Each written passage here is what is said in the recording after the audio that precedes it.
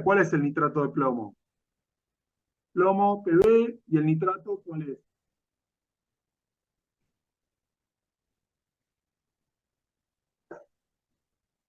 Viene del ácido nítrico, se los pongo ahí para que lo terminen de ver. ¿No es también NO3? El nitrato es NO3, eso está perfecto, pero acá dice nitrato de plomo, ¿cuánto? Mm, El anión nitrato es NO3, eso está bien. El anión nitrato es NO3.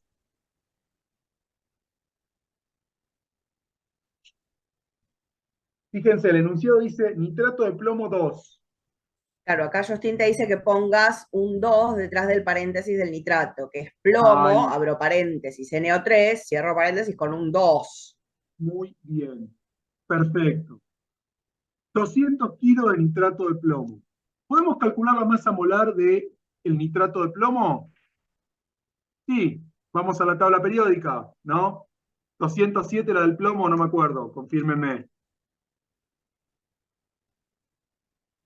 Más 16 por 3 y todo esto por 2.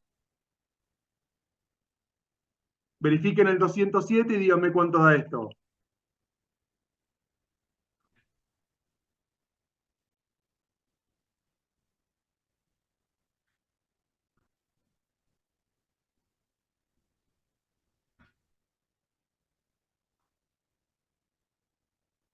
¿Estamos bien?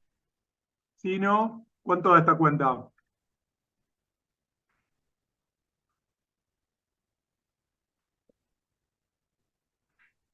331.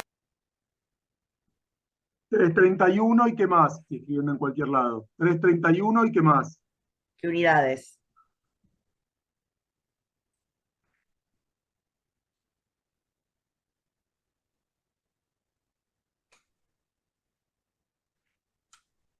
¿gramos por mol? Gramos por mol. O también kilogramos sobre kilomol. Es lo mismo, pero como tenemos la masa en kilogramos, por ahí es más fácil trabajar en kilogramos sobre kilomol. ¿Lo ven? Multiplico por 1000 numerador y denominador. Es lo mismo, pero está bueno que se empiecen a familiarizar con que todas las unidades las podemos usar. Entonces, 207, Profe, 331, perdón, perdón, gramos, sí, me da 269, me da a mí toda la cuenta. tiene No, hay más un error de sentido. cálculo. Me gusta más el número, pero recalcúlenlo, a ¿Sí? ver. No, está bien, porque te olvidaste este 2, te da 269, da No, 331. está 331. Sí, sí, por Ah, eso, te está bien, me olvidaste este olvidé. 2 en Listo. la cuenta. Ah, me Ojo, olvidé uno. Está bien. y el paréntesis, ¿no? Porque Listo. si no pones el paréntesis, el 2 no te va a agarrar el 14. Por eso Listo. da. Está bien, Ahí está, ahí está. 331. Entonces, si nosotros tenemos un mol de esta sal, o sea, si yo tengo 331 gramos de sal, ¿cuánto tengo de plomo en 331 gramos de sal? ¿Se entiende? En un mol de la sal, ¿cuántos moles de plomo tengo? 207. 207, porque tengo 207 gramos, ojo, está bien lo que contestaste, pero no es lo que yo pregunté. Yo pregunté cuántos moles, y vos contestaste 207 sin unidades. Y eso no tiene sentido. 107 gramos sí tiene sentido. Tengo 207 gramos de plomo. Con lo cual, obviamente, en 331 kilogramos de sal, tengo 207 kilogramos de plomo. ¿Sí o no? Sí. Entonces, en 200 kilogramos de sal, podemos calcular cuánto de plomo tenemos. ¿Sí o no?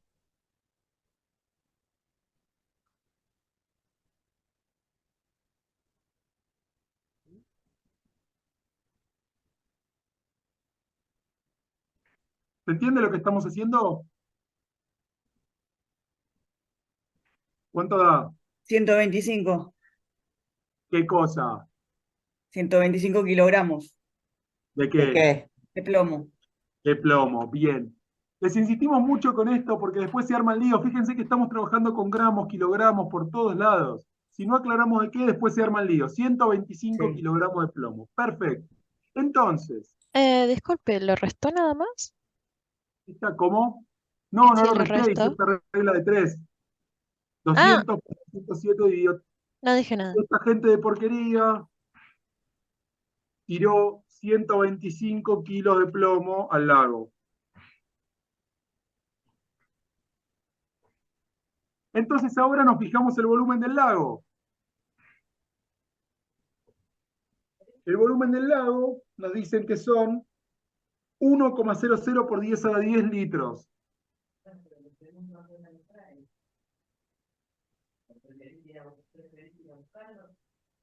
¿Estamos de acuerdo?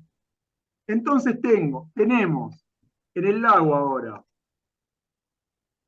125 kilogramos de plomo en 1,00 por 10 a la 10 litros de solución, porque ahora el lago se transformó en la solución, es la solución de plomo. ¿Sí o no? Sí. Bien.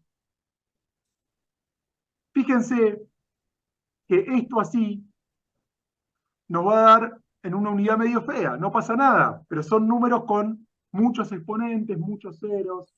¿Sí?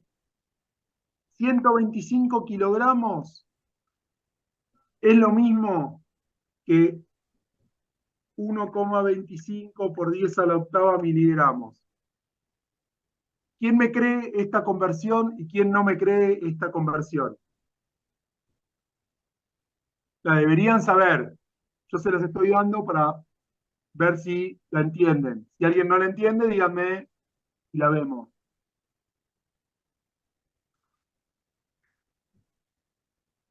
Esto sale de que 1 kilogramo son 1000 gramos y esos son 1.000.000 de miligramos. Entonces, 1 kilogramo es 1 kilogramo es 10 a la sexta miligramos. Entonces, 125 por 10 a la sexta es 1,25 por 10 a la octava.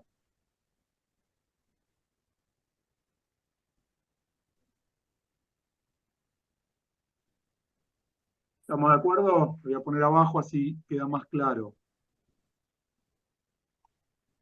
¿Y por qué lo pasé a miligramos? Porque como el límite me lo dan en miligramos por litro, me conviene tenerlo en miligramos. ¿Sí o no? ¿Estamos de acuerdo? Díganme si se entendió esa conversión, si tienen alguna duda de esto. Esto es serie 1, este cambio de unidades.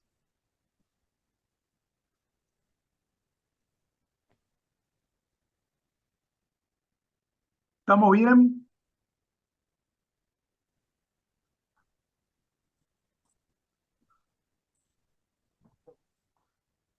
¿Sí o no?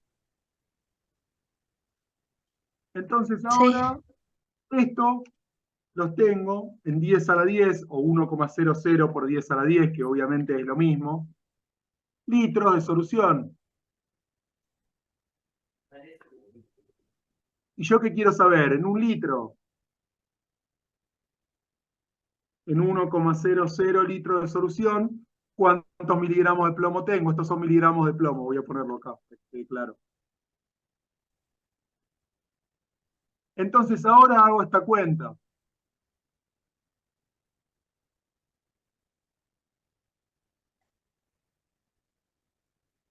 ¿Está esto? ¿Sí o no? Yo la hice mentalmente, háganla. No tengo calculadora.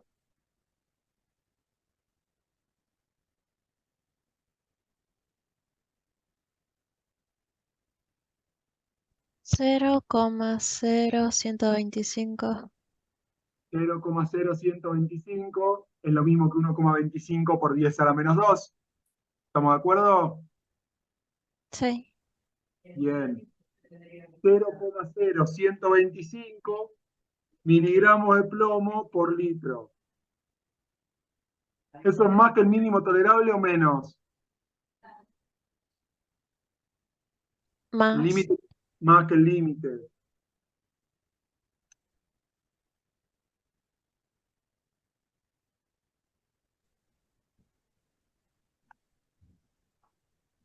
No es apta para consumo. ¿Por qué alguien tiraría plomo a un lago? Porque pueden. Porque Porque deshacerse del plomo de manera segura es caro, exacto. O sea, Ah, básicamente. por eso se contaminan los ríos, por eso se contamina la tierra, porque la gente tira desechos contaminantes, las fábricas tiran cualquier cosa. Eh, Obviamente ahora hay un poco más de control que hace tiempo, pero el riachuelo es la porquería que es, porque todas las industrias que están al costado tiraban muchísimos desechos siempre al río directamente. Mm, Obviamente, por eso no hay que tirar mugre a los lagos, ¿no? Ni a los sí, ríos, ni sí. a nada. Bien, ¿se entendió este ejercicio? Este ejercicio para mí es interesante, no sé Álvaro, vos qué opinás, porque es uno de los que muestra que esta unidad que nosotros le decíamos, partes por millón, realmente se usa para temas ambientales, temas ecológicos, o sea, es muy usada en lo que es contaminación, que es un tema, como te estaban preguntando los chicos recién, muy actual.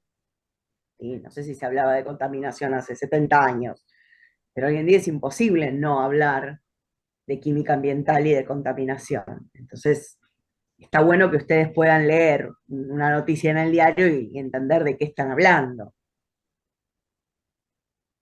¿Sí? Bien. Vamos con el 36. Me dice que tenemos 3 26. frascos. Ah, ese sí, es interesante ese. Lo voy a poner así para que también sea ordenado y no nos confundamos cada frasco. El frasco A tiene 10 litros o 10,0 litros de solución, 10% masa en masa. El frasco B, y de este me dan la densidad, 1,09 gramos centímetro a la menos. El frasco B nos dicen, en el frasco B nos dicen que tenemos 1 litro, o sea, 1,00 litros de solución 5,00 molar, y el frasco C contiene 150 mililitros, dice centímetros cúbicos, pero es lo mismo, de una solución 10% masa sobre volumen. Y nos preguntan ordenar las soluciones según concentración creciente y masa de soluto creciente. Entonces, para ordenarlas por concentración creciente, lo que tenemos es que llevar todo a la misma concentración. ¿Qué concentración? La que quieran. O molaridad, acá me hizo lío. O molaridad, o por ciento más en masa, o por ciento más en volumen. Pero, ¿cuál va a ser más fácil? Nosotros, esta solución B, ¿la podemos llevar a por ciento más en masa o nos falta un dato?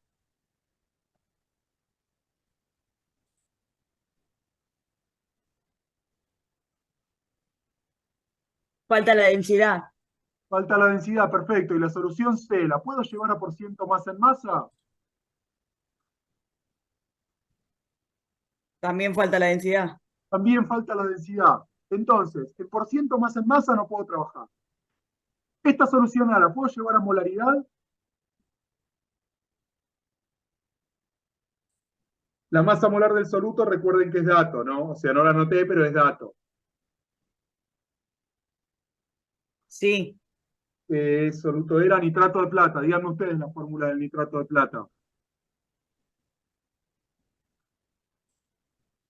Plata es AG, el nitrato ya lo vimos arriba. NO3. Perfecto, y está bien así, tengo que agregar algo más. ¿Qué estado de oxidación tiene la plata?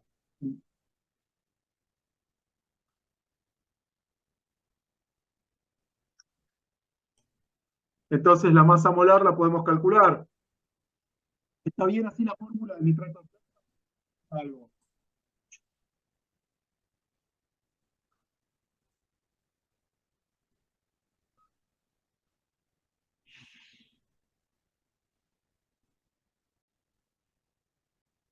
Chicos, ¿está bien así la fórmula o les falta algo? Para mí está bien. Bien, para mí también está bien, Sí, perfecto. está bien. Para la UPAC está bien y para todo el que sepa de química está bien. ¿Cuánto vale entonces la masa molar? Sumamos. 107 la de la plata, más 14 del nitrógeno, más 16 por 3 del nitrógeno. ¿Cuánto vale?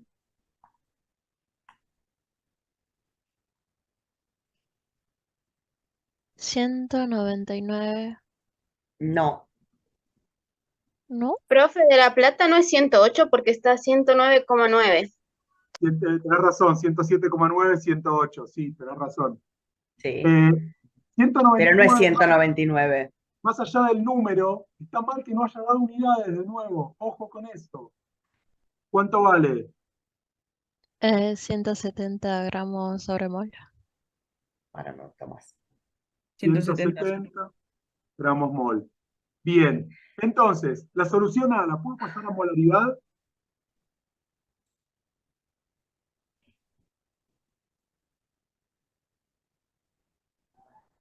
¿Puedo o no puedo? ¿O me Sí, falta un rato? Sí, puedo. ¿La puedo sí, pasar a por ciento más en volumen, la solución A? sí, también. Sí, Sí, también. La solución B, ¿la puedo pasar a por ciento más en volumen?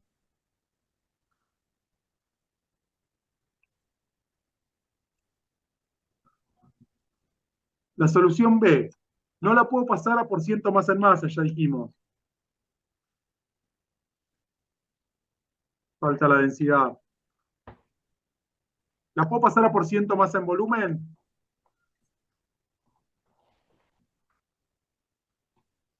Con la masa molar. Sí, puedo. Y Sí, esta última, dijimos que no la puedo pasar a por ciento más en masa porque también me falta la densidad. ¿Y la puedo pasar a por ciento más en volumen? Digo, a molaridad. sí. Sí, puedo. Entonces, o paso todo a más volumen o paso todo a molaridad. Es lo mismo, porque el ejercicio no nos dice en qué unidad lo queremos. El ejercicio nos dice que lo comparemos. Para compararlo, lo que tenemos es que poner todo en la misma unidad. ¿Cuál les gusta más? ¿Lo pasamos a molaridad o lo pasamos a...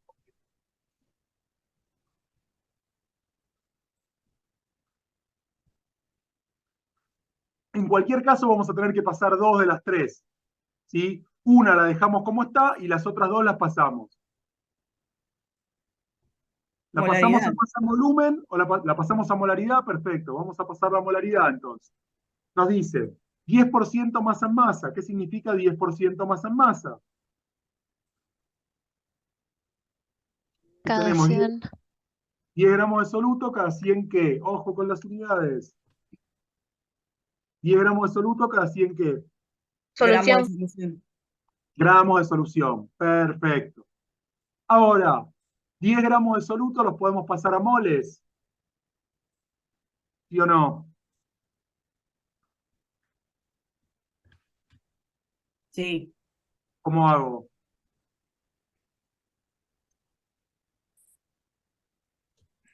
Lo, lo multiplicas por la masa molar. Lo multiplico por la masa molar. Mm, No me gusta mucho eso. ¿Qué opina el Lo resto? dividís. Lo divido, ahí me gusta un poquito más. Lo divido. ¿Cuánto da?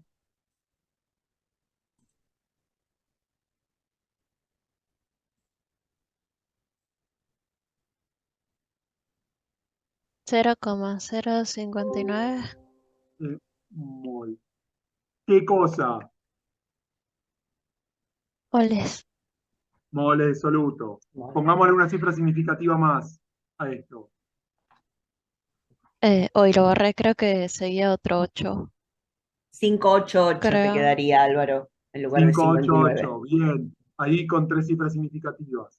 Entonces, tenemos esto en 100 gramos de solución.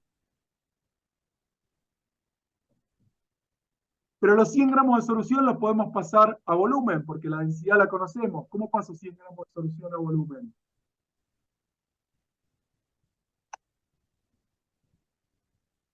¿Qué hacíamos? Lo teníamos acá arriba, se lo vuelvo a escribir, así se familiarizan. Si no les sale, escríbanselo.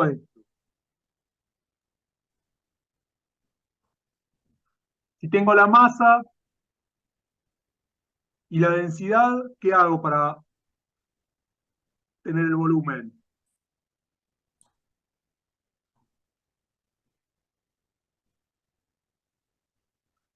Si tengo la masa y la densidad, ¿qué hago para tener el volumen?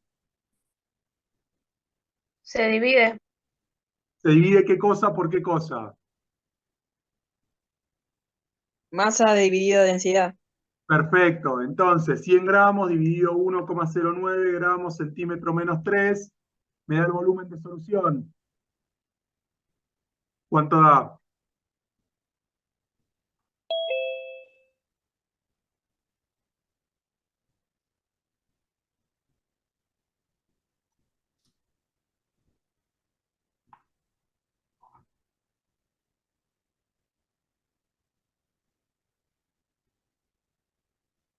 ¿Cuánto Acá da? Justin dice 91,74 mililitros. ¿Estamos de acuerdo con esto?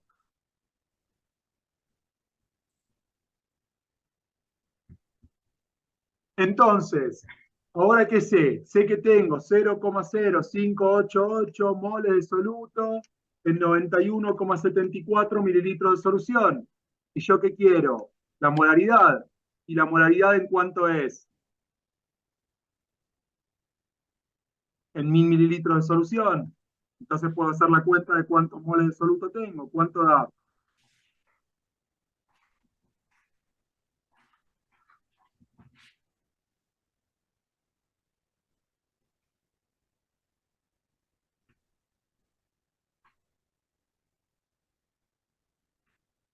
¿Cuánto da?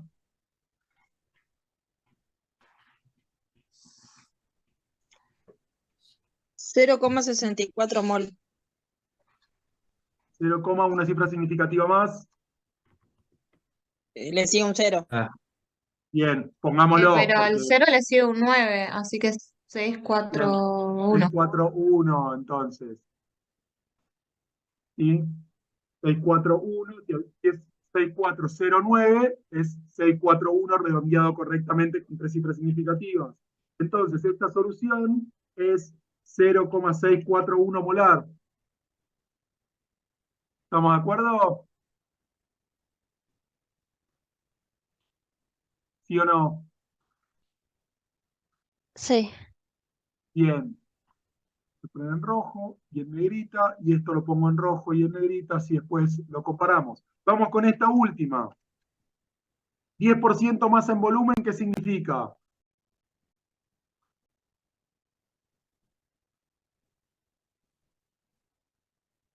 Que tengo qué cosa. 10 gramos de soluto, ¿en cuánto? En 1000 mililitros. ¿Seguro?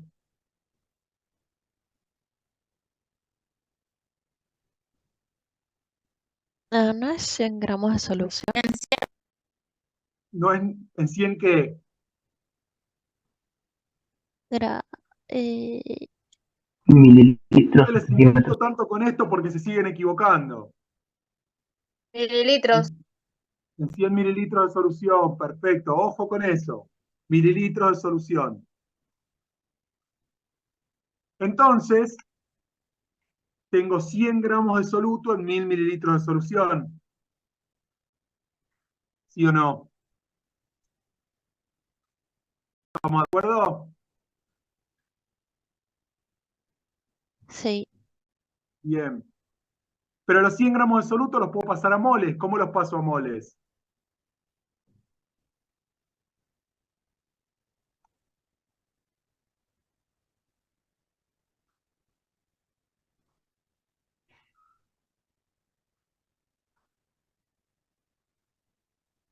¿Cómo los paso a moles?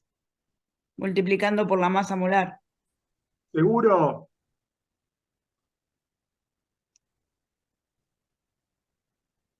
¿Está bien eso? Dividiendo los 100 gramos para la masa molar. Dividiendo. Ojo. Ay, siempre me confundo. Sí.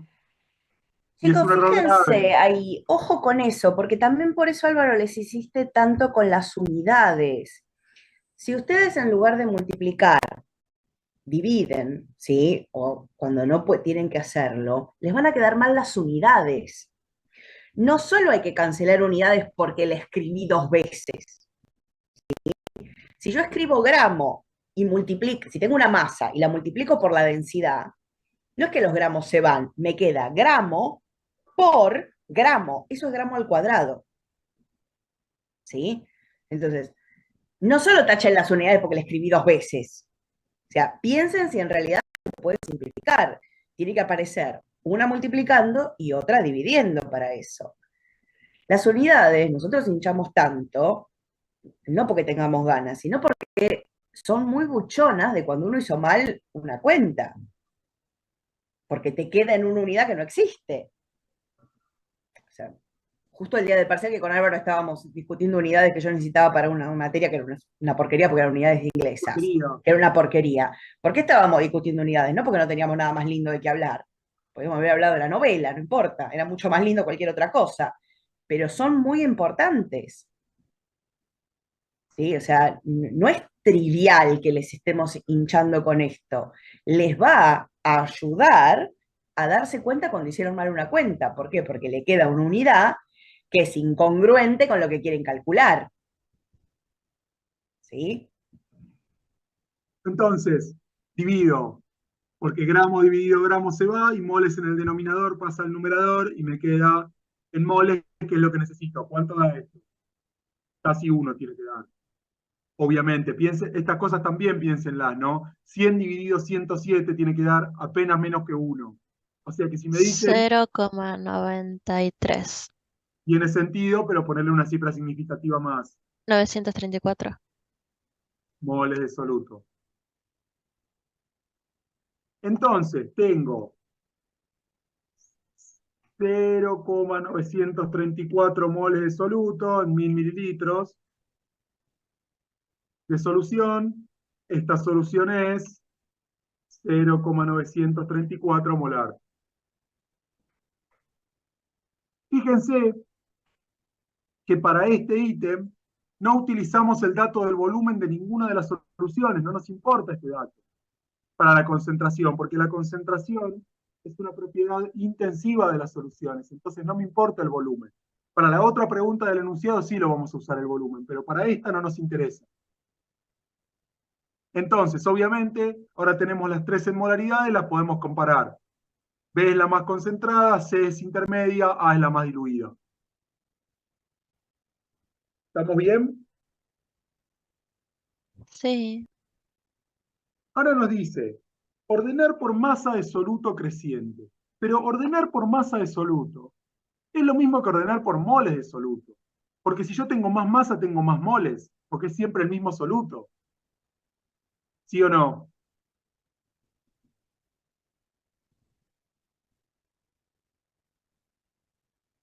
¿Sí o no? Y el número de moles de soluto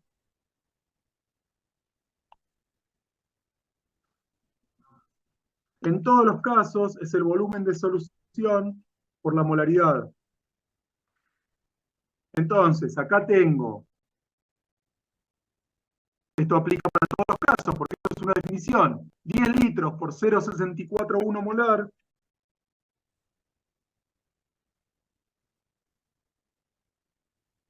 (6,41 moles de soluto. En este de acá,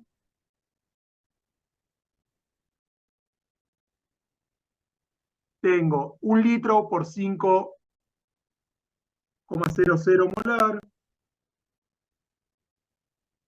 5,00 moles de soluto. Y en este de acá, tengo 0,150 litros por 0,934 molar.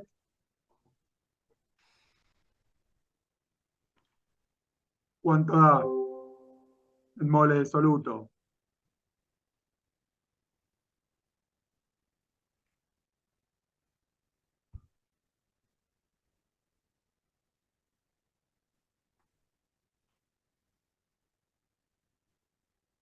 0,140. 0,140. ¿Están de acuerdo el resto? Sí. Sí. Bien.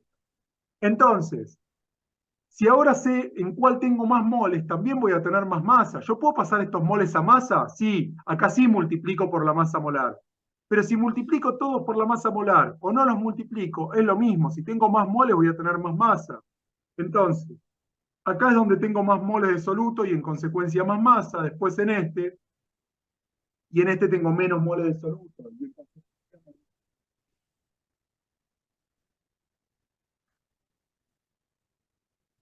¿Estamos bien?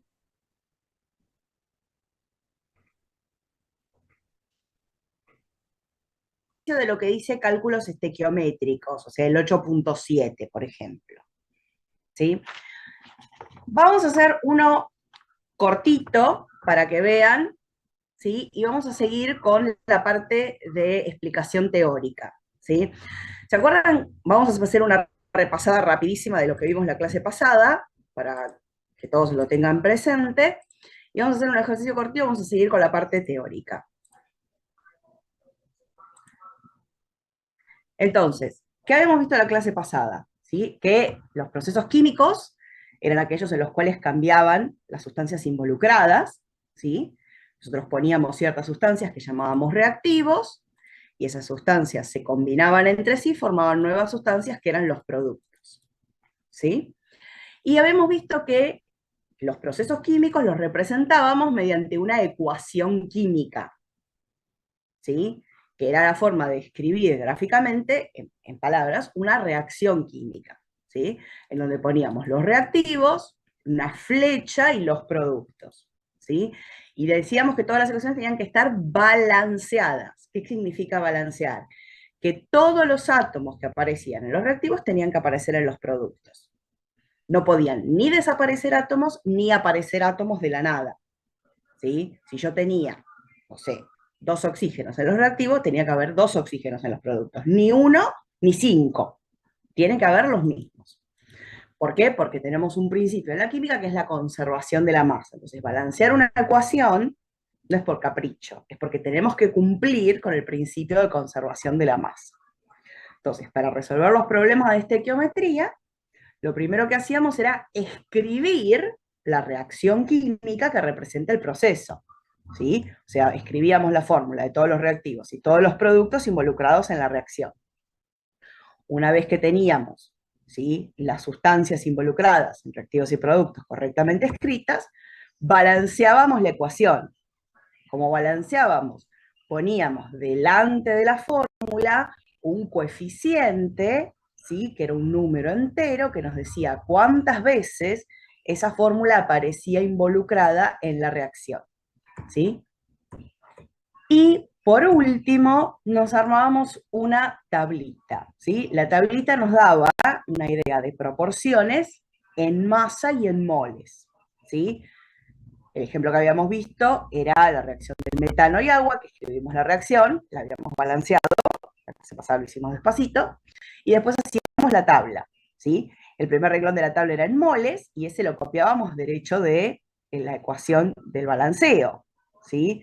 Esto se leía: un mol de metano reacciona con 2 moles de oxígeno para formar 2 moles de agua y 1 mol de dióxido de carbono, ¿sí? Directamente. Para calcular la proporcionalidad en masas, lo que hacíamos era calcular las masas molares de cada una de las sustancias y multiplicábamos a los moles que teníamos del balanceo por la masa molar. Y eso nos daba la proporcionalidad en masas, ¿sí? Hasta acá, esto es todo muy mecánico, hay que hacerlo siempre para todos los ejercicios, ¿sí? Es lo bueno que tiene el tema de estequiometría, que nunca te va a pasar que digas, uy, no sé cómo arrancar. No, arranco siempre igual. Leo todo el problema, identifico la reacción química, escribo la ecuación, la balanceo, me armo la tablita, ¿sí? El paso que sigue de armar la tablita, ¿sí?, es anotar los datos propios del problema. Esto ya es la parte nueva, ¿sí? Hasta el paso anterior, hasta el paso 3, yo lo único que miraba era la reacción, ¿sí? Y ahora me van a dar los datos propios del problema. ¿Qué quiere decir? De cada una de las sustancias involucradas me pueden dar algún dato. Me pueden decir qué masa hay, qué volumen, qué densidad, ¿sí? ¿Por qué? Porque la reacción es como tener una receta, que yo les decía el otro día. Y la receta siempre viene para una cierta cantidad de personas. Esta receta es para 2 personas, para 2, para 3, para 4, ¿sí? Yo después multiplico o divido las cantidades que diga la receta en función de cuántas personas hay en mi casa, ¿sí? Entonces, los datos propios del problema es cómo voy a adaptar esa reacción a mis necesidades del momento, ¿sí? Entonces, me van a dar estos datos en el problema y yo los voy a tener que trabajar, ¿sí? Esos datos pueden venir en cualquier unidad, pueden darme una masa, un mol, un volumen, una concentración, una densidad, ¿sí? Y lo siguiente que hay que hacer es con esos datos pasarlos a una forma útil.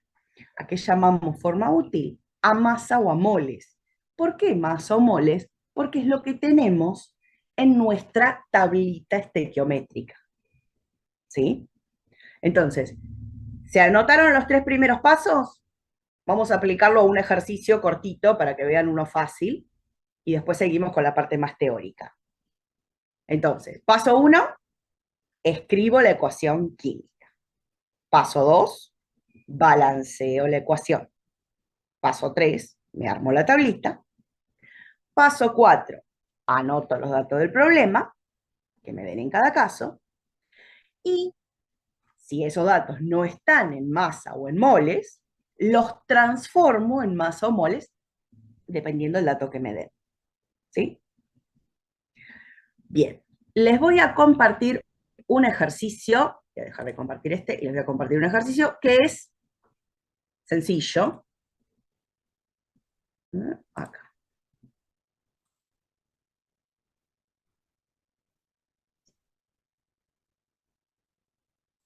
Avísenme cuando vean en pantalla. Ya se ve, profe. Reacciones químicas, ejercicio de estequiometría. Sí. Sí. Bien, bárbaro. Perfecto, bueno. Acá tenemos el primer ejercicio. Vamos a leerlo y lo vamos a hacer entre todos. Dice, un tanque contiene 70 kilogramos de amoníaco que se usará como fertilizante, ¿sí? Para su obtención, o sea, para la obtención del amoníaco, se partió de. Y acá me dan una reacción química. Nitruro de aluminio reacciona con 3 aguas y genera amoníaco e hidróxido de aluminio.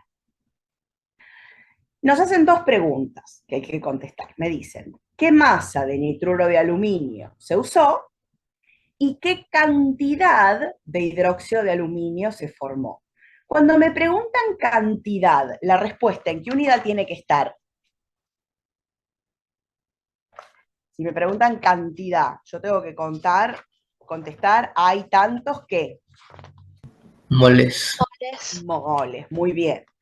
O sea, cuando me preguntan masa, yo le tengo que dar una respuesta de masa. Pueden ser gramos, pueden ser kilogramos, pueden ser toneladas. Fíjense que no me dice qué unidad usar el ítem A, ¿sí? Y en realidad la B, yo también podría elegir, en lugar de moles, milimoles o kilomoles, ¿sí? Porque tiene que ser cantidad, tiene que ser unidad en mol, ¿sí? Bueno, ¿cómo hacemos para contestar estas preguntas? Vamos a seguir los pasos que hablamos recién. Entonces, primer paso, escribo la ecuación. ¿Hace falta que la escriba o ya la tengo escrita? Y lo único que tengo que hacer es copiarla. Solamente hay que fijarse si ya está balanceada, ¿no? Claro, yo acá tengo la ecuación escrita. Lo que voy a hacer es la voy a copiar en mi hoja, porque tengo que resolver, ¿no? Entonces la copio en mi hoja, ¿sí? Y, perfectamente como dijiste, chequeo si está balanceada, ¿sí? Siempre hay que al menos verificar, chicos, no se confíen, Porque los ejercicios, las ecuaciones que están en la guía, en los ejercicios, empiezan. Ay, esta está balanceada, ay, esta está balanceada, ay, esta está balanceada. Y en el medio aparece una que no. ¿Sí? Justo cuando revisaron suficientes ecuaciones que ya empezaron a decir, che, siempre me la dan balanceada, aparecen un par que no. Entonces, siempre tienen que chequear que las ecuaciones estén balanceadas. Entonces, vamos a ver. Un átomo de aluminio en los reactivos, un aluminio en los productos. ¿Sí? Un nitrógeno acá en reactivos, un nitrógeno en productos. 3 por 2, 6 hidrógenos en los reactivos, ¿sí? Y en los productos, 3 acá en el amoníaco y 3 en el hidróxido de aluminio, 3 más 3, 6. Balanceado. Y los oxígenos, hay uno en cada agua, pero hay 3 aguas, o sea, 3 oxígenos en reactivos, y también 3 oxígenos en productos en el hidróxido de aluminio. O sea que esta ecuación está balanceada. Divino. Tengo la ecuación escrita, la tengo balanceada, me voy a armar la tablita. ¿Sí? Vamos a decir todo desde el principio. En los problemas no siempre es necesario escribir todos los datos que vamos a poner en la tabla. Pero tomar la decisión de qué dato es importante y qué dato no, requiere práctica.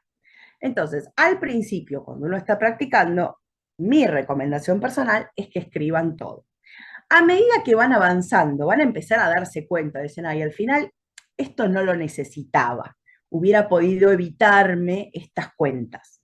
A medida que uno va avanzando, va teniendo cada vez más práctica, más cancha y más seguridad, uno puede empezar a tomar decisiones sobre qué cuenta realmente es necesaria y qué cuenta no.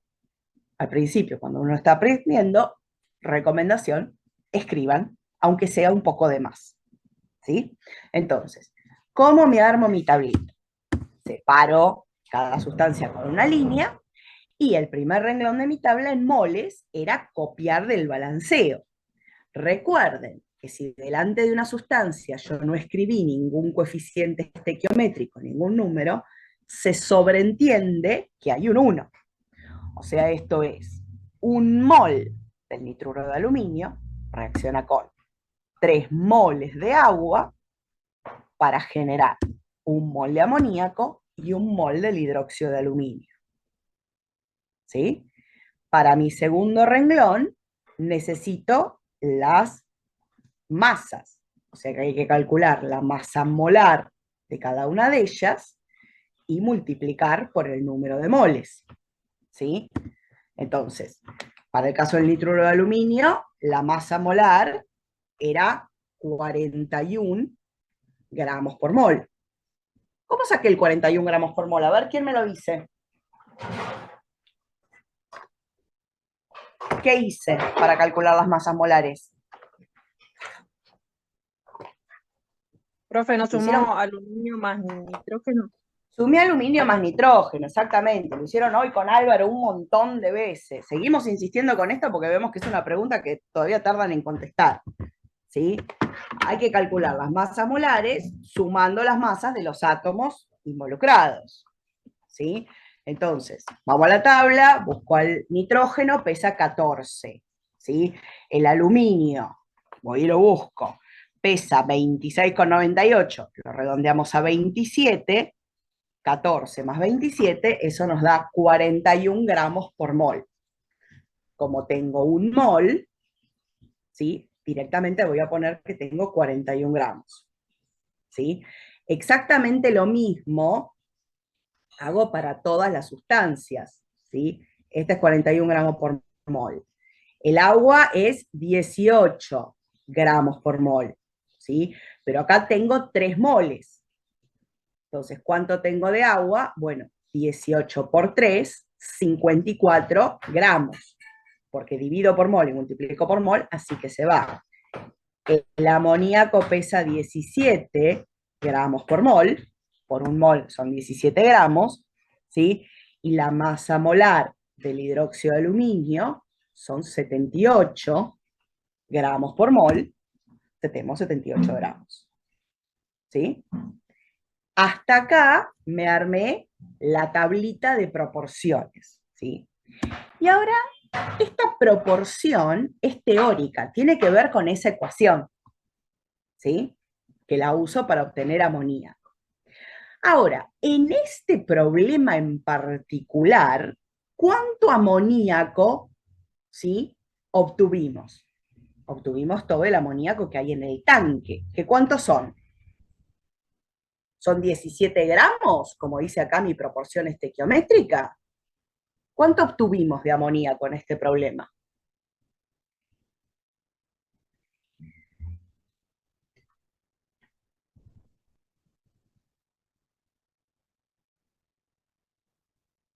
¿Qué me dice el enunciado?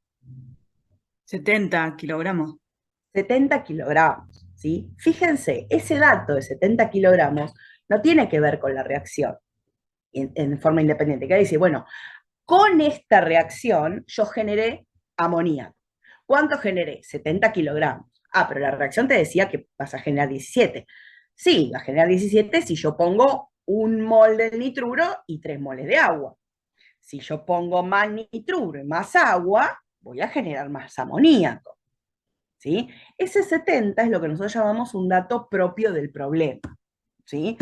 Dato del problema es que generamos 70 kilogramos de amoníaco, ¿sí? Y ahora, lo importante es que no mezclen estos datos. Una cosa son los datos que vienen de la proporción estequiométrica y otra cosa son los datos propios del problema, ¿sí? Por eso yo acá los puse en colores distintos para que lo distingamos.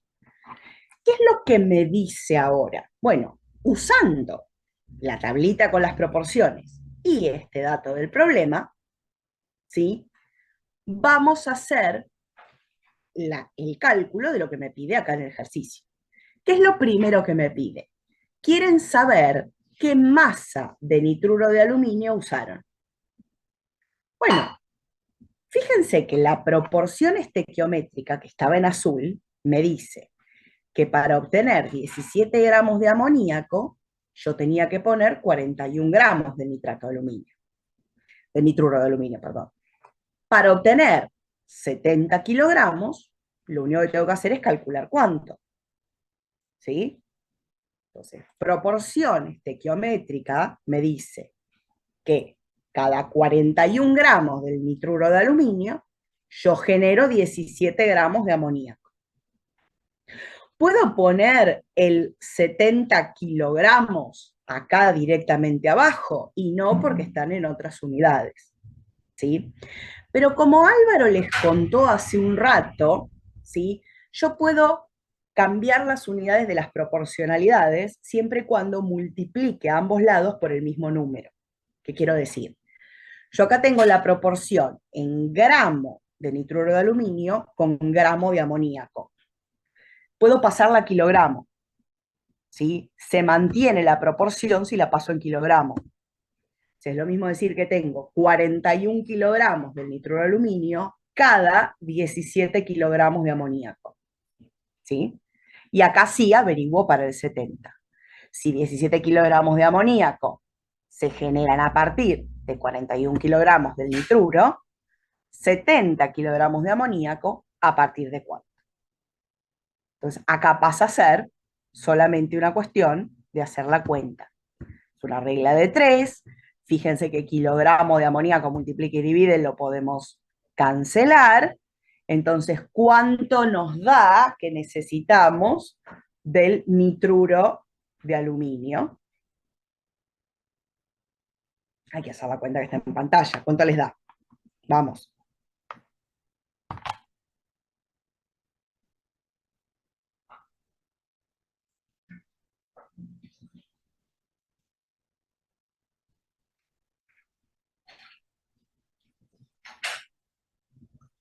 $168,82. 168,82 kilogramos, muy bien Gonzalo, ¿de qué? Del nitruro. ¿Sí? Fíjense que la única unidad que sobrevivió es el kilogramo del nitruro de aluminio, ¿sí? Si quieren esto redondearlo a 3 cifras significativas, nos quedaría 159 kilogramos. ¿Lo puedo dejar en kilogramo? Sí, porque a mí me decían qué masa se usó, y no me decían en qué unidad lo quieren. Entonces, mientras yo lo ponga en una unidad de masa, está todo bien. Lo que sí tengo que hacer es escribir en cuál. Estaría mal que yo acá pusiera solamente el 169. Si yo escribo solo 169, eso está mal, porque 169, ¿qué? ¿Gramos? ¿Kilogramo? ¿Tonelada? ¿Miligramo? ¿Microgramo? ¿Sí? Tiene que estar con la unidad al lado. ¿Sí? Bueno, la segunda pregunta se las voy a dejar de tarea para que la piensen ustedes. Igual les voy a subir este ejercicio resuelto, pero me gustaría que ustedes piensen cómo hacer la segunda pregunta. ¿Sí? Lo que quería que vieran es esta idea de que yo voy a sacar las relaciones de proporcionalidad de esta tabla teórica. Y voy a tener además datos propios del problema con los cuales ver qué cálculos tengo que hacer. ¿Sí? Este ejercicio, la dificultad que tenía es que mientras que mi tabla estaba en gramos, el dato que me dieron del problema en que estaba en kilogramos. Entonces hubo que primero unificar unidades para poder calcular. ¿De qué otra forma me pueden complicar un problema de estequiometría? Bueno, mi tabla está en gramos, me lo pueden dar en kilogramos, me lo podían haber dado en miligramos, el dato, ¿sí? Otra opción es, mi tabla además está en moles, en lugar de darme un dato en moles, me lo podían haber dado en milimoles o en kilomoles, ¿sí? O pueden complicarme la vida con cosas que ya vimos en las unidades anteriores. Capaz que no me dicen cuánto tengo ni en gramos ni en moles, pero lo que sí pueden decirme, por ejemplo, es, ¿qué cosa? Estuvimos viendo soluciones hace un rato, ¿sí? Me pueden dar una concentración. En lugar de decirme que yo tengo un mol de sustancia, me pueden decir que tengo 2 litros de solución 0,5 molar. ¿Qué significa 0,5 molar? 0,5 moles por litro. Si yo tengo 2 litros, tengo 0,5 moles 2 veces, o sea, 1 mol. Entonces, ¿cómo pueden complicarme la parte de los datos que me dan en el problema? Con lo que ya vimos de soluciones y de gases. En lugar de darme una masa, pueden darme, por ejemplo, una concentración y un volumen o masa de solución. Y nosotros sabemos cómo averiguar moles o masa a partir de esos datos. Es lo que estuvieron haciendo hoy todo el tiempo con Álvaro. Cuando Álvaro les decía, bueno, ¿cuánto soluto hay acá? ¿Cuánto soluto hay acá? ¿Qué hacían? Con el dato de concentración y el dato real de cuánto tenían de solución, calculaban los moles de soluto o la masa según el dato de concentración que tuviera. ¿Sí? Entonces, una forma de hacerme el ejercicio un poco más difícil es dándome los datos, no directamente en masas o moles, que es lo que tengo en mi tabla, sino darme datos de concentración de la solución, ¿sí? Entonces me dan la concentración, me dan el volumen, me dan la densidad, y yo con eso tengo que buscar el soluto, ¿sí? Y la otra cosa con la que me la pueden complicar es darme datos de un gas. No me dicen cuánta masa o cuánto moles tengo, ¿sí? Pero me dicen, tenemos este gas a esta temperatura, a esta presión, ¿sí? Y yo tengo que calcular los moles con la ecuación del gas ideal, ¿sí? En lugar de decirme, tengo 1 mol de hidrógeno, me dicen, tengo 22,4 litros de hidrógeno medidos a una atmósfera de presión y 273 Kelvin. Cuando yo meto esos datos en la ecuación del gas ideal, me da que tengo 1 mol. ¿Sí? Entonces, ¿cómo me pueden complicar un poquito la existencia? Bueno, en lugar de darme directo los datos en masa o en moles, me los dan en una unidad distinta, kilogramo, por ejemplo, me dan datos de soluciones o me dan datos para que yo use la ecuación de gases. ¿Sí? No se asusten ante esto. ¿Qué tienen que hacer? Usar esos datos para averiguar masa o moles del soluto. ¿Sí? Esto es todo con cosas que hasta ahora ya vimos. ¿Qué otra cosa me pueden complicar un poquito la vida? Bueno, esto sí ya es un poco nuevo. En lugar de darme datos de soluciones o de gases, me pueden decir que mi muestra, lo que tengo, la sustancia que a mí me interesa, está impura. ¿Sí? ¿Qué significa que una sustancia esté impura? Significa que está mezclada con otras cosas que no me interesan, ¿sí? Que no forman parte de mi reacción química. ¿Por qué algo viene impuro? 100% económico, ¿sí? Purificar las sustancias es caro. En la naturaleza es raro que uno encuentre sustancias puras, encuentra todas mezclas. Entonces, obtener una sustancia pura, 100% pura, es carísimo. Entonces, muchas veces, para muchas reacciones, no tiene sentido purificar la sustancia. Uno directamente la consigue con un porcentaje aceptable de impurezas y la trabaja así. ¿Sí? ¿Qué implica que una sustancia esté impura? ¿Sí? Quiere decir que hay pequeñas cantidades de otras sustancias mezcladas con la que yo quiero.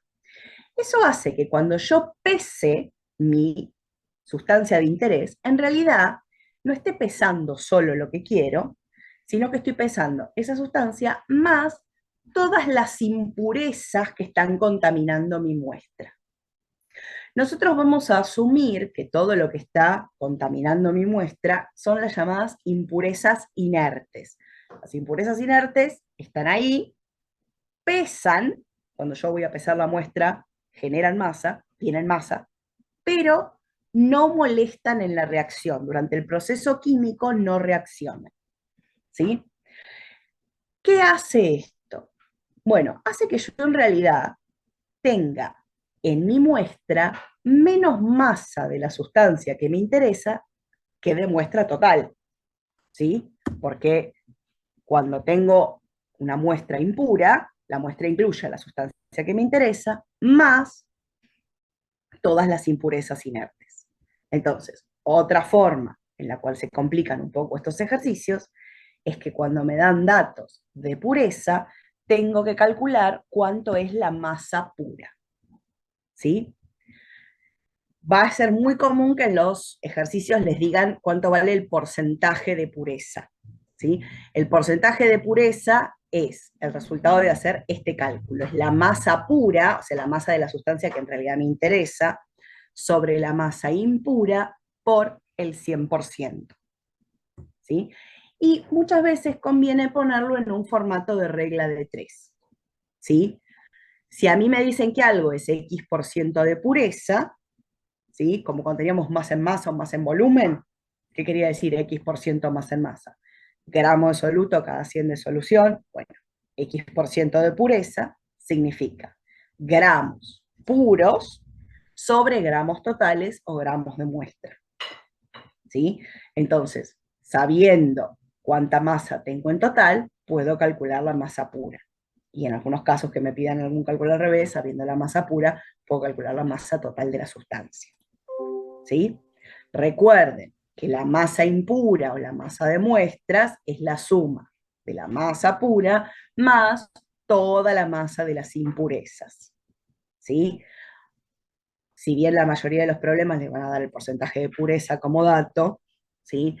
Pasó en algunos cálculos que en lugar de eso les daban el de impurezas o les pedían que calculen el de impurezas. Bueno, la cuenta es muy directa.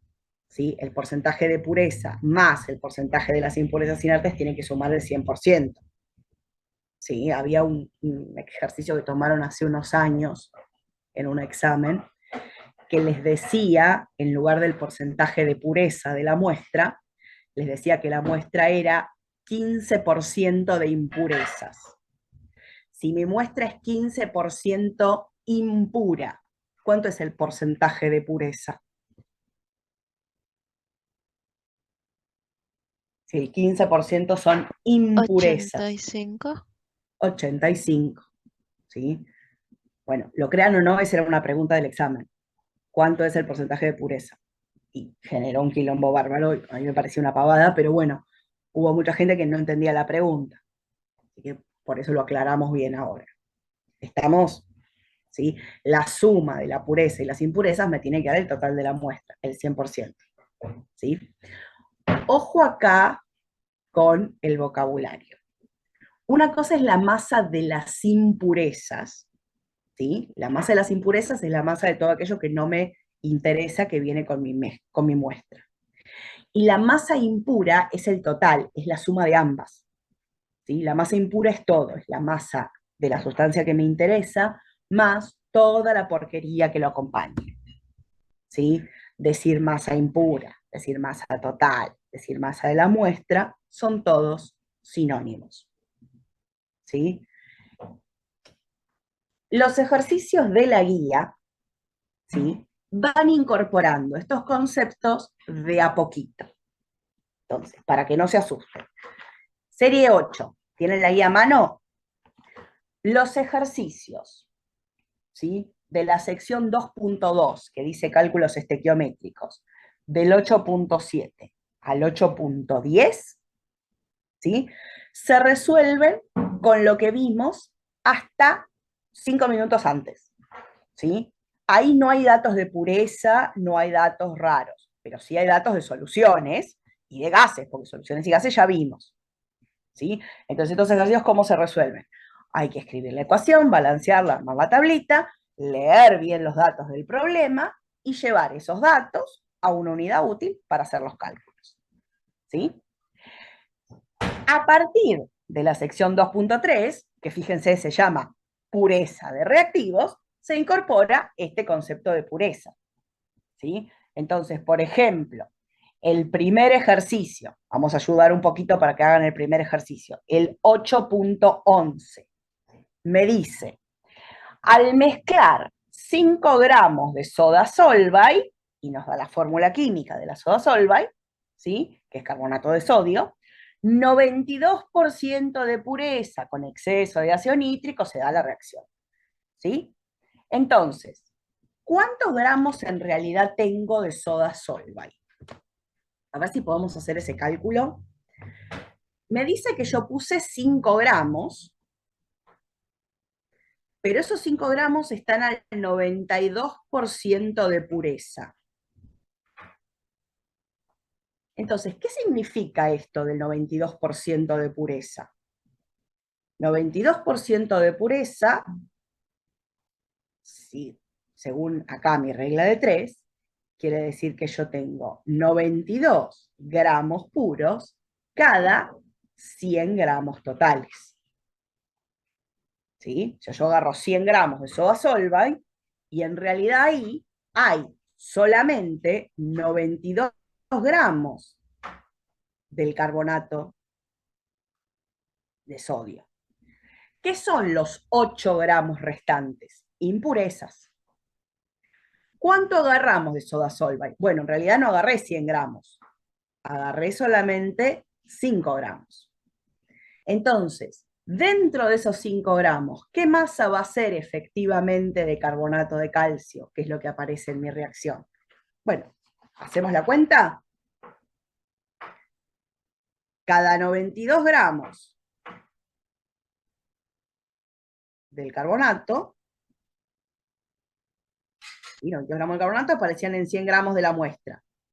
Si yo de muestra tomé 5 gramos, ¿cuánto hay de carbonato? ¿Se entiende la cuenta?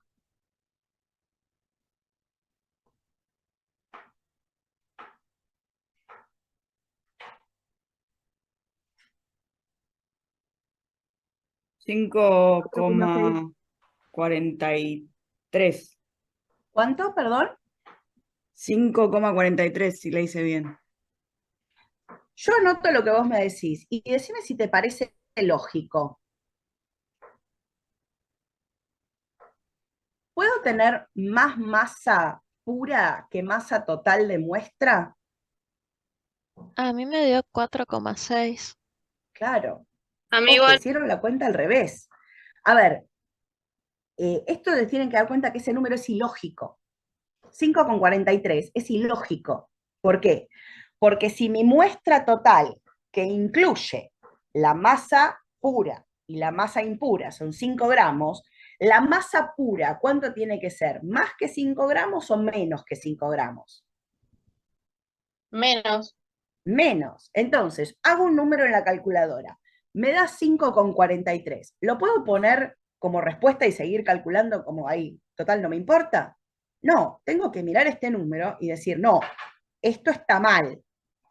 ¿Por qué? Porque no puede ser que la masa pura, que es una parte del total, sea más grande que lo que tengo en total al principio. ¿Sí? ¿Cuánto les da? A ver, ahí alguien me dijo otro número. 4,6 gramos. 4,6. Ese número ya me gusta más. ¿Sí? O sea que en realidad vamos a tener 4,6 gramos, ¿sí?, del carbonato de sodio. ¿Sí? ¿Y con qué masa voy a tener que hacer los cálculos? Es siempre con la masa pura. ¿Sí? Yo siempre calculo con la masa pura, porque la masa de las impurezas es porquería y no me va a dar la reacción. La reacción la da el carbonato. ¿Sí? Entonces, siempre que a ustedes le den un porcentaje de pureza, van a tener que calcular la masa pura de esa sustancia y con el dato de masa pura, ese es el que usamos para hacer los cálculos. ¿Sí? Van a tener que hacer este cálculo de pureza a partir del ejercicio 8-11. ¿Sí? Los ejercicios del 8-11 al 8-15 todos incluyen datos de pureza. ¿Sí? Fíjense que a partir del ejercicio 8-16 ya estamos en una sección nueva que se llama reactivo limitante. O sea, a partir del ejercicio 8-16, además de todo esto, o sea, además de la pureza, vamos a tener que calcular quién es el reactivo limitante. ¿Sí? Entonces, vamos con el concepto de reactivo limitante. ¿Quién es el reactivo limitante? Es el reactivo que está en menor proporción en mi reacción y por lo tanto se va a terminar primero. ¿Sí? ¿Por qué es limitante? Porque me limita cuánto producto puedo obtener. ¿Sí? Entonces, ¿quién es el reactivo limitante? El que primero se acaba. Porque una vez que se me acaba uno de los reactivos, ya no puedo seguir generando producto. Yo siempre hago el mismo ejemplo, muy pavote, me parece, para ilustrar esto. Así que yo sé que son las 12 y pico del mediodía y la gente tiene hambre, ¿no? Entonces, imagínense que yo ahora tengo hambre y me quiero hacer un sándwich de jamón y queso. ¿Qué necesito para hacer un sándwich de jamón y queso? ¿Cuál sería la receta del sándwich de jamón y queso? A ver si están de 3 acuerdo conmigo. cosas: pan, jamón, queso. Pan, jamón, queso. Ok. ¿Necesito la misma cantidad de todas? O sea, para No, hacerme un sándwich, ¿puedo agarrar una rebanada de pan, una feta de jamón y una feta de queso? falta una de pan. Falta una de pan, no sé. Puede que después quiera hacerlo un poco más generoso y ponerle un poco más de fiambre, pero lo mínimo que necesito serían 2 rebanadas de pan, una feta de jamón y una feta de queso. ¿No? Y con eso me armo un sanguchito. ¿No? Ya esa sería la relación de proporciones que necesito para hacerme un sándwich de jamón y queso. ¿Sí? 2 de pan, una feta de jamón, una feta de queso. Esa es la receta. Yo ahora voy a la cocina de casa, abro la heladera y me fijo cuánto tengo de esas cosas. ¿Sí? Abro la heladera de queso. Abro la heladera y miro. Y supónganse que yo en la heladera tengo 10 rebanadas de pan, 10 fetas de jamón y 10 fetas de queso. Pregunta, ¿cuántos sándwiches puedo preparar? 5. Yo digo, Abigail dice 5, yo digo que me gusta esa respuesta. ¿El resto qué opina? 5. Sí, 5. 5. ¿Por qué? ¿Qué va a pasar después de que yo prepare 5 sanguchitos? ¿Sí? Falta Yo, pan y sobra fiambre. Y claro, quesito. se me acabó el pan. Y uno dice, bueno, pero pará, vos tenías 10 de cada una, tenías la misma cantidad de cada una, ¿cómo se te acabó primero? Y porque voy usando el nombre. Cada sándwich que yo hago requiere una feta de jamón, una de queso, pero 2 rebanadas de pan. ¿Sí? Entonces, no solo es de quién tengo más cantidad o menos cantidad, es de quién uso más proporcional en la receta. ¿Sí? ¿Lo ven eso? Al cabo de 5 sanguchitos, de pan no me quedó nada, mientras que todavía me quedarían 5 fetas de jamón y 5 fetas de queso. Pero como se me acabó el pan, sándwiches ya no puedo hacer más. ¿Lo ven eso? El pan, en este ejemplo, sería mi reactivo limitante.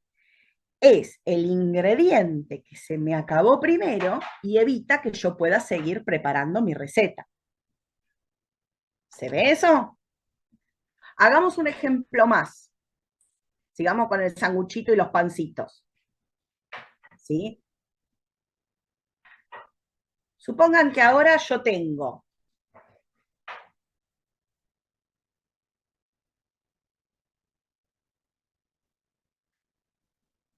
8 rebanadas de pan,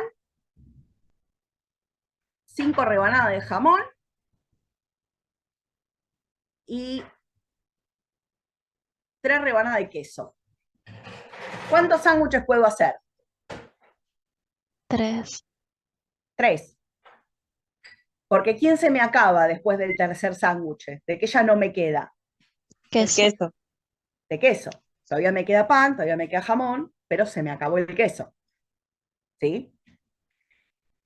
Y veamos un caso más, así les cuento un nombre más que hay acá. Imagínense que yo ahora tengo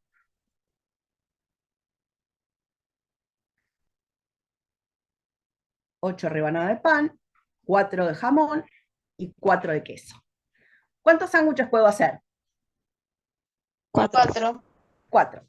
Al cabo de 4 sándwiches, ¿cuánto me sobró de mis ingredientes? Nada. ¿De ninguno? Pregunto. O sea, ¿no me No. quedó nada de ninguno? No.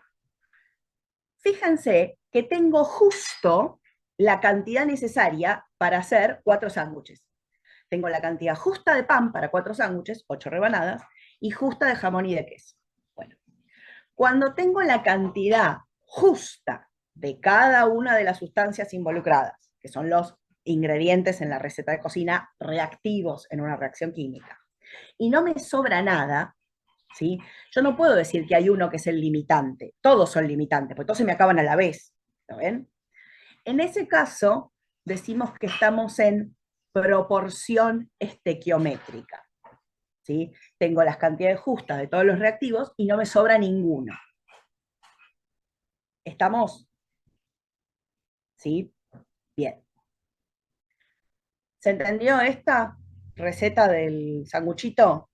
Es un Sí, ejemplo muy profe. pavote que todos entendemos en general. Bueno, este mismo concepto ahora hay que aplicarlo a una reacción química. Y ahí viene la dificultad. ¿Sí?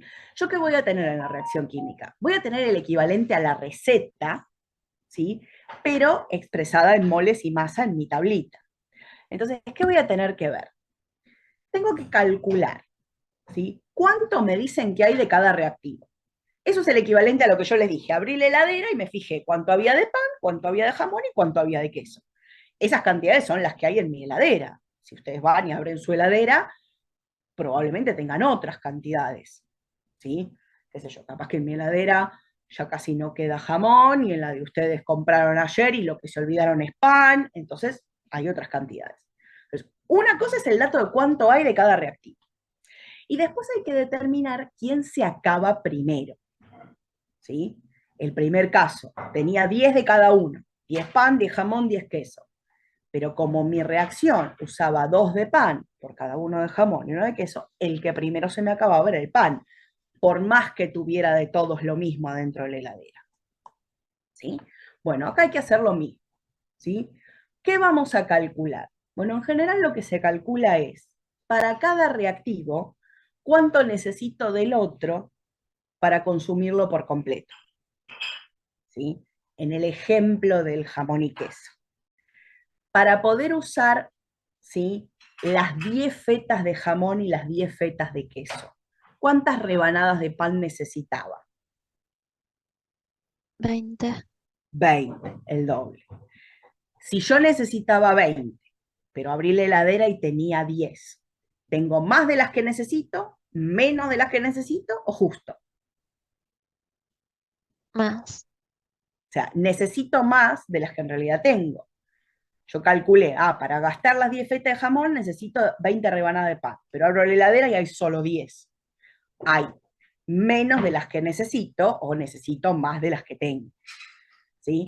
Eso hacía que mi reactivo pan fuera el limitante. Ese es el cálculo que vamos a hacer acá. ¿Sí? Vamos a decir, bueno, ¿yo cuánto tengo del reactivo 1? Tanto. ¿Cuánto necesitaría del reactivo 2 para que el reactivo 1 se consuma por completo? Calculo. Y después comparo eso que necesito con lo que en realidad tengo. ¿Sí? Ahora lo vamos a ver con un ejemplo. Pero lo que vamos a hacer es calcular lo que tengo del reactivo y lo que necesitaría para que el otro reaccione por completo. Si me da que tengo más cantidad de la que calculé que necesito, ese va a ser mi reactivo en exceso. Si me da que necesito una cantidad mayor de lo que en realidad tengo, ese va a ser mi reactivo limitante.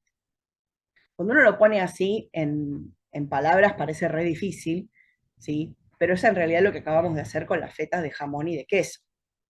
¿Sí? Yo tenía 10 de cada una. Bueno, para 10 panes, ¿cuánto necesito de jamón? 5 fetas. ¿Cuántas tengo? 10 fetas.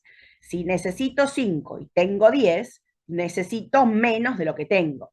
O sea que el jamón estaba en exceso. Hago lo mismo para el pan. Para 10 fetas de jamón, ¿cuánto necesito de pan? 20. ¿Cuántas tengo? 10. Necesito 20, tengo 10. Me faltan.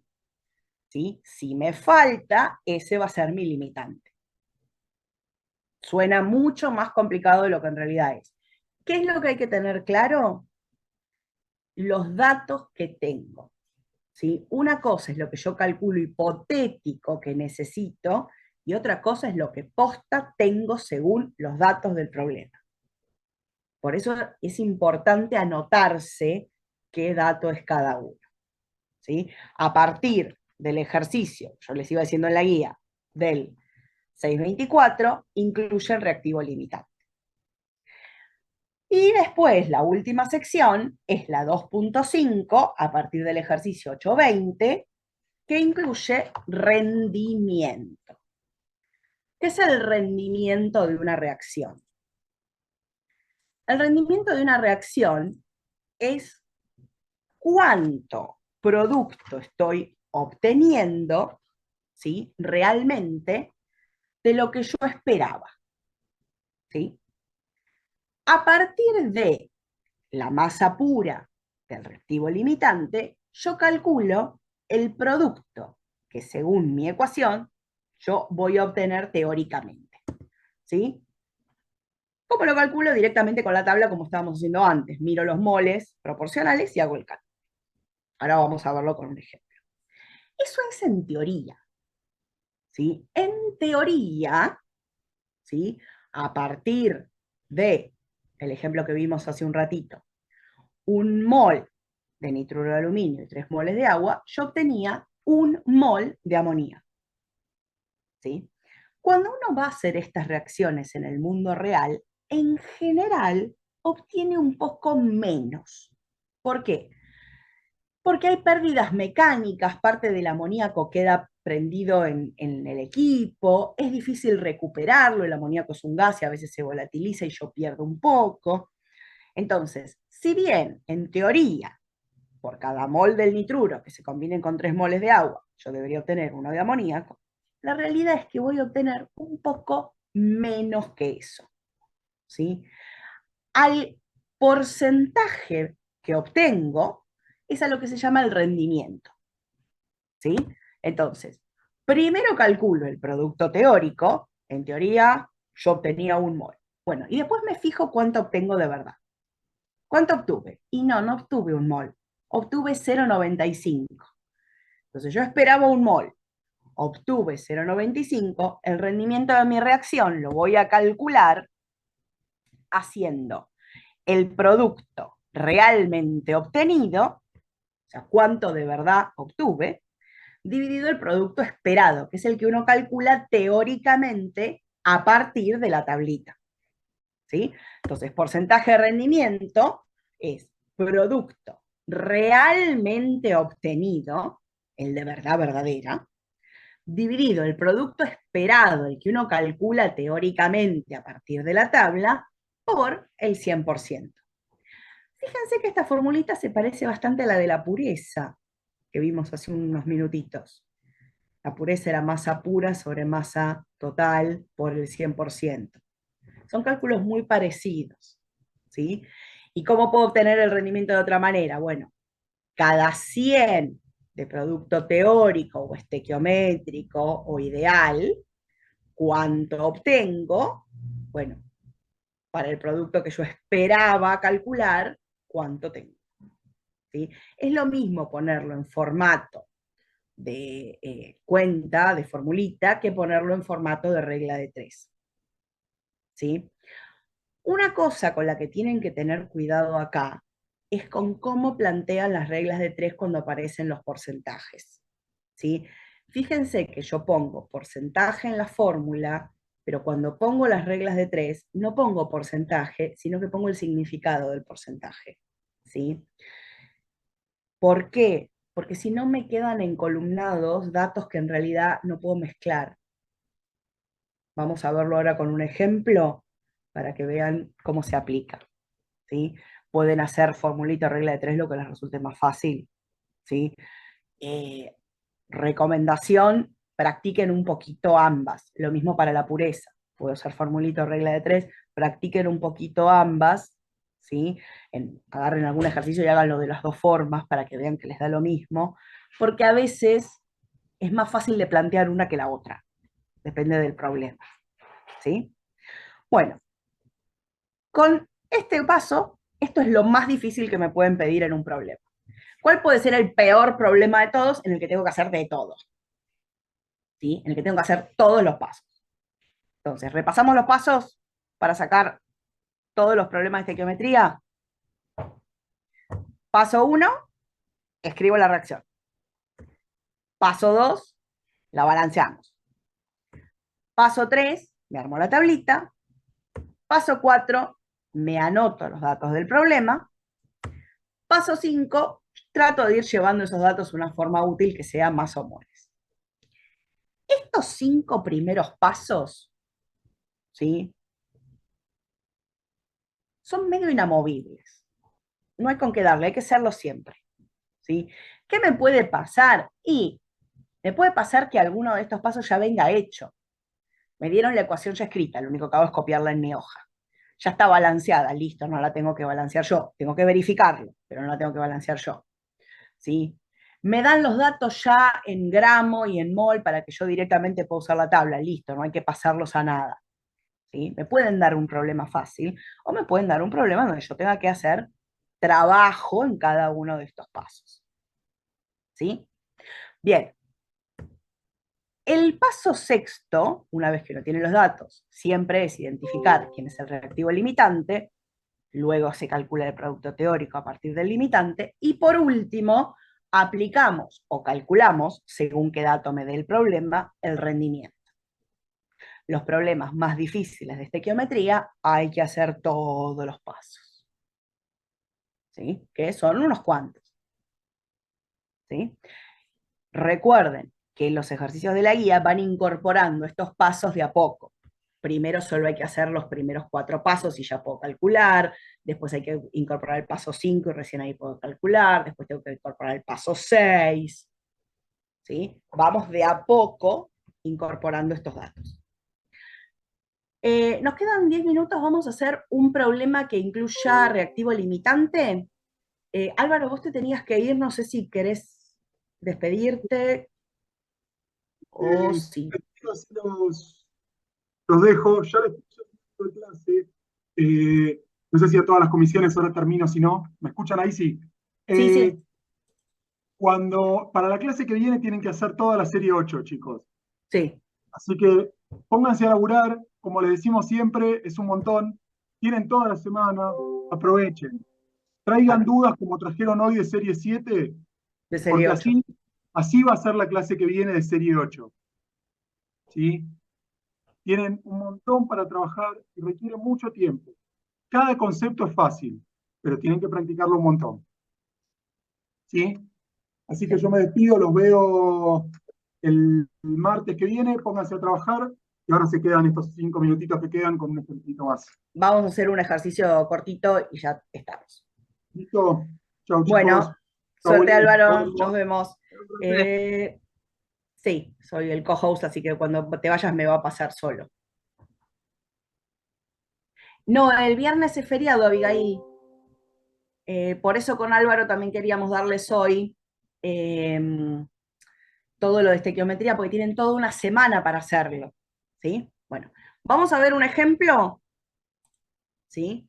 Este es un poquito más difícil que el que vimos antes, pero fíjense que la dificultad va a estar en cosas que ya conocemos. Entonces, ejercicio número 2. Dice, se hacen reaccionar 80 decímetros cúbicos de trióxido de azufre gaseoso a 27 grados centígrados y 2 atmósferas con 400 gramos de hidróxido de calcio del 90% de pureza según la reacción. Me dan la reacción escrita y me hacen una sola pregunta. ¿Qué masa de sulfato de calcio se obtiene? Yo tengo que contestar una sola pregunta. Esta es lo que a veces cuesta hacerles entender de este ejercicio. Por más que haya una sola pregunta, esa pregunta es imposible de responder si yo no hago todos los pasos. O sea, no tengo forma de resolverla sin hacer todo el proceso. ¿Sí? Entonces, no importa que me hagan una pregunta, hay que sentarse y hacer todo. Entonces, primer paso, escribo la ecuación. Bueno, como me la dieron escrita, lo único que hago es copiarla. Segundo paso, la balanceo. ¿Qué opinan? ¿Está balanceada o hay que balancearla?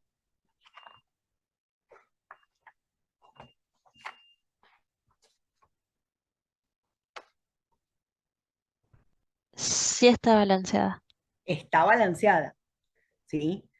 Ojo con esto, porque no tiene ningún coeficiente estequiométrico, porque en este caso todos los coeficientes estequiométricos son 1. Es 1 mol de dióxido de azufre que reacciona con 1 mol de hidróxido de calcio para dar 1 mol de sulfato de calcio y 1 mol de agua. ¿Sí? Pero hay que chequear que esté balanceada. ¿Esta está balanceada? Sí. Entonces, ¿qué hago ahora? La tablita. Bueno, la primera es el valor del coeficiente estequiométrico en moles. Esa es fácil. Para la siguiente, ¿qué hay que hacer? Calcular las masas molares. Bueno, les dejo de tarea que ustedes calculen las masas molares y verifiquen, ¿sí? ¿Yo qué hice? Calculé todas las masas molares y multipliqué. Fíjense que como de todos hay 1 mol, es directamente el valor de la masa molar expresada en gramos. ¿Sí? La masa molar del trióxido de azufre es 80 gramos por mol. Como tengo 1 mol, acá va la masa directo de 80 gramos. ¿Sí? Es el resultado de multiplicar la masa molar por estos moles. Como es 1, es directamente el valor. ¿Sí? Tablita. Una vez que me armé la tablita, datos del problema. Y ahora sí, gente, a elaborar. ¿Qué datos tenemos? Vamos a leer el problema. Se hacen reaccionar 80 decímetros cúbicos de trióxido de azufre gaseoso a 27 grados centígrados y 2 atmósferas. Entonces, este 80 decímetros cúbicos, ¿dónde lo pongo en mi tablita? ¿A quién corresponde? Al trióxido de azufre. Entonces lo voy a anotar acá, debajo del dato de trióxido de azufre. Entonces, ¿cómo tengo mi trióxido de azufre? Tengo 80 decímetros cúbicos a 27 grados centígrados y 2 atmósferas. ¿Eso se hace reaccionar con qué? 400 gramos de hidróxido de calcio, 90% de pureza. ¿Dónde pongo estos datos? 400 gramos al 90% de pureza. ¿Debajo de qué sustancia?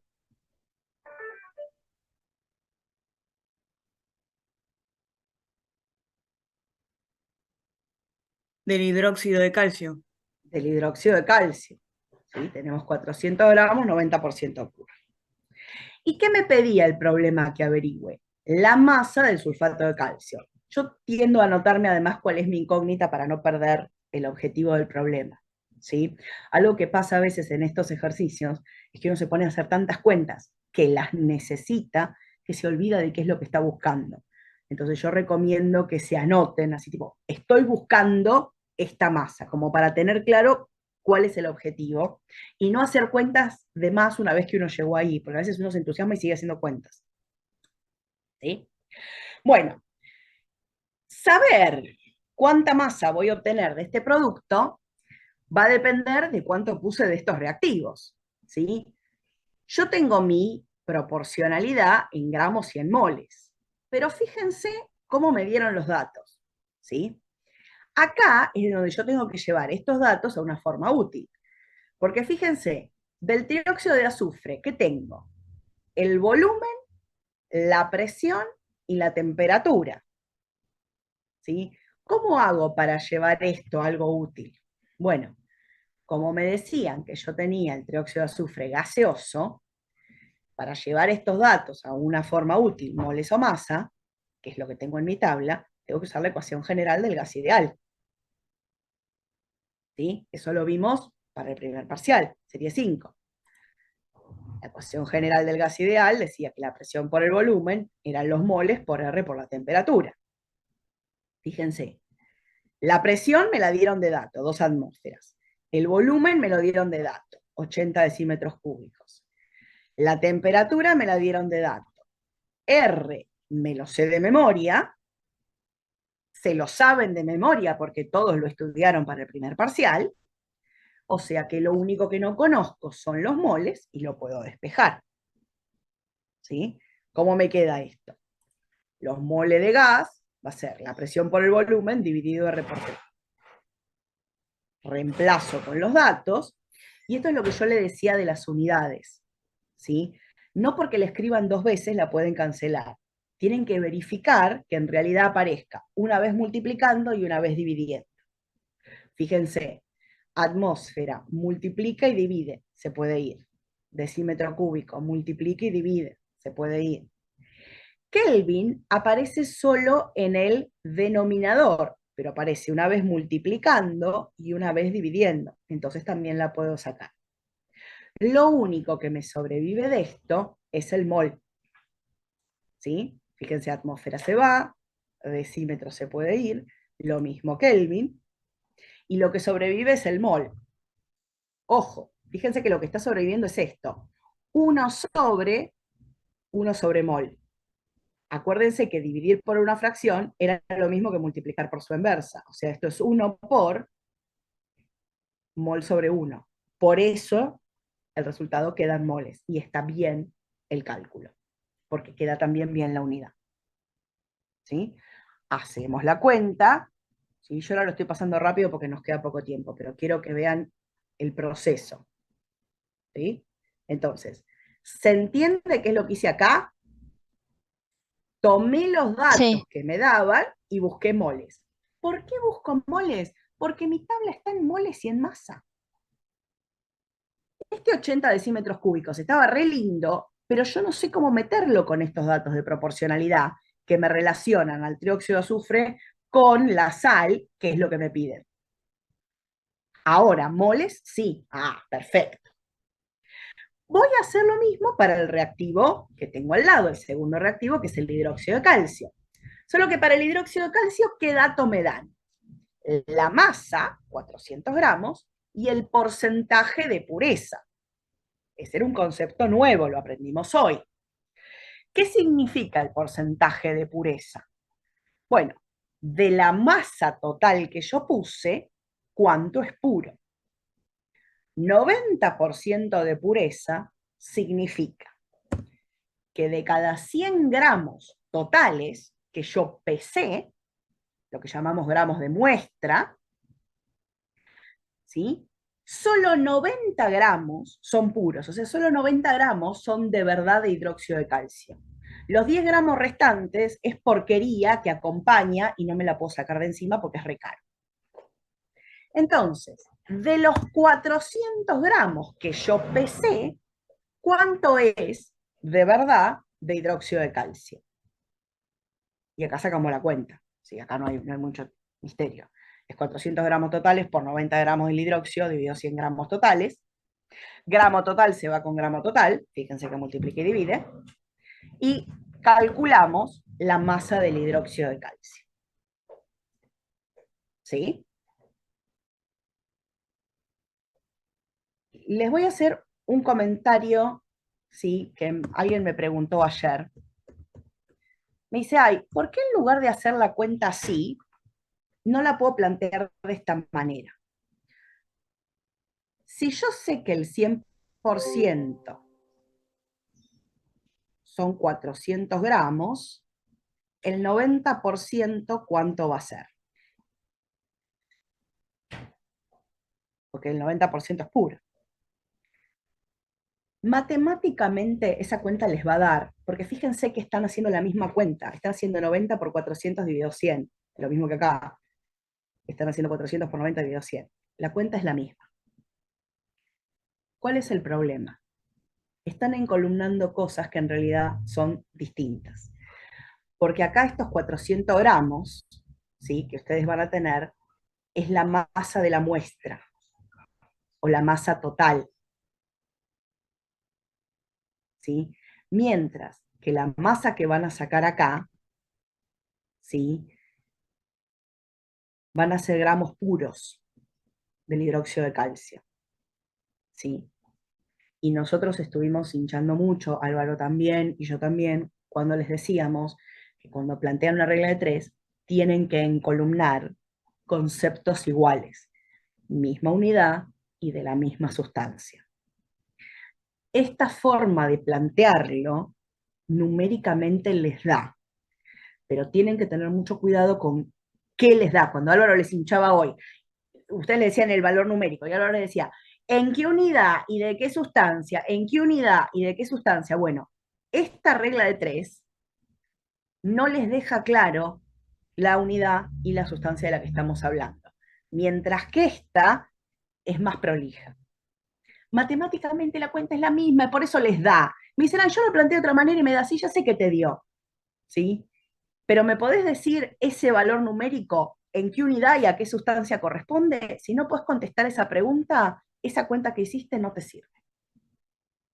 ¿Sí? Entonces, ojo, yo les voy a subir este archivo, quiero que lo miren con cuidado y que miren el planteo, cómo escribimos las reglas de 3. Vuelvo a insistir, ¿sí?, en los ejercicios que nosotros le pedimos que hagan el desarrollo atrás, el desarrollo tiene que estar bien hecho y tiene que estar claro. ¿Sí? Las reglas de 3 tienen que tener unidades, no solo los números pelados. ¿Sí? Bien. Hecha esta discrepancia, fíjense que ahora tenemos un dato de masa del hidróxido de calcio y un dato de moles del trióxido de azufre. Voy a usar ahora estos datos en mi tabla. ¿Sí? Voy a ir a la diapositiva siguiente. ¿Qué vamos a hacer? En lugar de estos datos de volumen, presión y temperatura, voy a usar el dato de moles que ya calculé. Y en lugar de estos datos de masa impura y pureza, voy a usar el dato de masa pura. Y ahora, ¿cómo calculo el producto? Ya estoy, ¿no? Tengo moles y masa, ya puedo calcular. Sí, pero ahora estoy en el caso del sándwich de jamón y queso. Abrí la heladera, Sé cuánto hay de pan, cuánto hay de jamón y cuánto hay de queso. Pero para saber cuántos sándwiches puedo preparar, tengo que ver quién se me acaba primero. El producto siempre se calcula a partir del reactivo limitante. ¿Por qué? Porque si yo lo calculo a partir del otro, estoy mintiéndoles. ¿Sí? Imagínense que yo tuviera 10 rebanadas de pan, 10 feta de jamón, 10 feta de queso, y les digo, chicos, los invito a comer, les puedo hacer 10 sanguchitos. Es mentira. Cuando hago el quinto sanguchito me quedé sin pan. Les mentí asquerosamente. Bueno, ustedes no tienen que hacer eso. ¿Sí? Tienen que calcular quién se acaba primero y a partir de ese calcular el producto. Entonces, ¿cómo determino quién se acaba primero? Esto era lo que yo les decía de averiguar quién es el reactivo limitante. Según mi tabla, cada 1 mol del trióxido de azufre, yo necesitaba 74 gramos del hidróxido de calcio. ¿Cuánto tengo yo del trióxido de azufre? 6,496 moles. Entonces, para los moles que tengo del trióxido de azufre, voy a calcular cuánto necesito del hidróxido. ¿Sí? Y entonces, fíjense, yo necesito esta masa de hidróxido para que todo el trióxido de azufre reaccione. Necesito 480,7, 481, lo redondeamos. ¿Cuánto tengo? Tengo 360. Entonces, necesito 480, tengo 360. ¿Me falta hidróxido de calcio? ¿Me sobra o tengo la cantidad justa?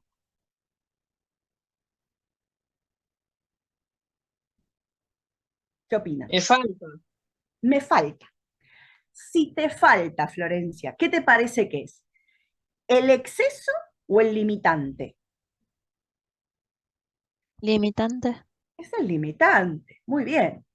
¿Sí? Entonces, esta relación me dice, tengo menos hidróxido del que necesito para que reaccione todo el trióxido. Entonces, el hidróxido de calcio va a ser el limitante. Y a partir del hidróxido es que yo puedo calcular el producto. ¿Sí? Ahora sí es una regla de 3. ¿Sí? Hay que decir, si cada 74 gramos del hidróxido yo generaba 136, estos 360, ¿cuánto? Pero si no me fiaba de quién era el limitante, tengo un problema. No pueden adivinar quién es el limitante, no vale hacer ti. Tienen que demostrar de dónde salió. ¿Estamos? Bueno, chicos, perdón que hoy nos pasamos un poco, siendo la 1:09. Los dejo. Por favor, pónganse con las